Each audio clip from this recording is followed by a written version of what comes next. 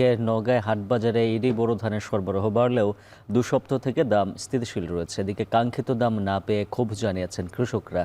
নওগাঁর মহাদেবপুর উপজেলার চৌকুগড়ি হাট থেকে বিস্তারিত জানাতে যুক্ত আছেন আব্বাস আলী।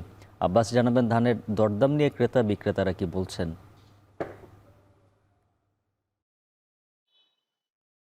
উজ্জ্বল, আপনাকে জানিয়ে রাখি যে বেশ কিছুদিন আগেই ইরবর ধান কাটামাড়াই শেষ হয়েছে এবং এখন ধানের ভর মৌসুম। আর এই ধানের ভর মৌসুম হয় হাটবাজারগুলোতে ধানের সরবরাহ বেড়েছে।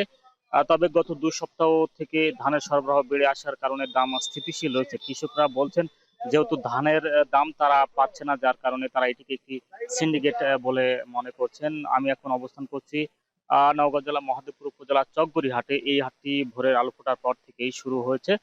এখানে ধানের দামের কথা যদি বলি, যে এখানে কাঠারি ভোগ ধান বিক্রি হচ্ছে 1570 থেকে 1600 টাকা পর্যন্ত। জিরাশাইল বিক্রি হচ্ছে 1300 থেকে 1350 টাকা এবং সুফলতা ধান বিক্রি হচ্ছে 1270 থেকে 1300 টাকা মন পর্যন্ত। এবং সবচেয়ে বেশি দামের যে ধান রয়েছে ছোট ধান, আতপ ধান, সেটা 2600 থেকে 3000 টাকা মন দরে বিক্রি হচ্ছে।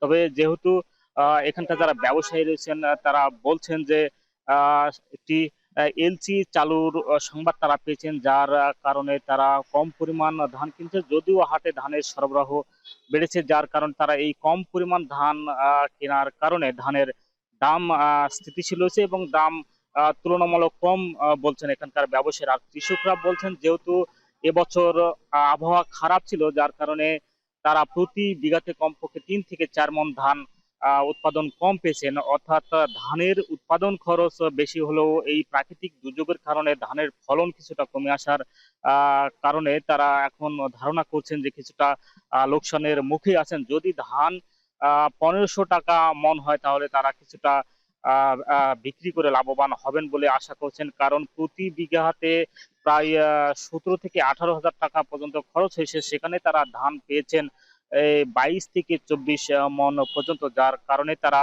এই যে ধানের যে দর পতন, কখনো কমছে কখনো বাড়ছে, ধানের যে একটি স্থির বাজার সেটি তারা পাচ্ছে না। যদি ধানের দাম 1500 টাকা পর্যন্ত তারা পেতেন তাহলে এই বিক্রি করে কিছুটা লাভবান হতেন বলে তারা জানিয়েছেন। এবং এখানকার এই হাটের যে একটি ব্যবসায়ী রয়েছেন তারা বলছেন যে যেহেতু এখানে কয়েকটি চাল উৎপাদনকারী বেসরকারি প্রতিষ্ঠান রয়েছে, তারা তাদের নির্ধারিত যে একটি দাম রয়েছে সেই দামে এখানকার যারা এজেন্ট রয়েছেন সেই দামে তারা আসলে ধান কিনতে বাধ্য হন। যার কারণে যারা এজেন্ট রয়েছেন কৃষকদের কাছ থেকে তাদের এই বেঁধে দেওয়া দামে কৃষকদের কাছ থেকে ধান কেনেন, যার কারণে কাঙ্ক্ষিত দাম কৃষকরা পান না। এতে করে কৃষকরা আসলে ক্ষোভ প্রকাশ করেছেন। তো এই ছিল আমার কাছে এই ধানের দর দাম নিয়ে সবশেষ।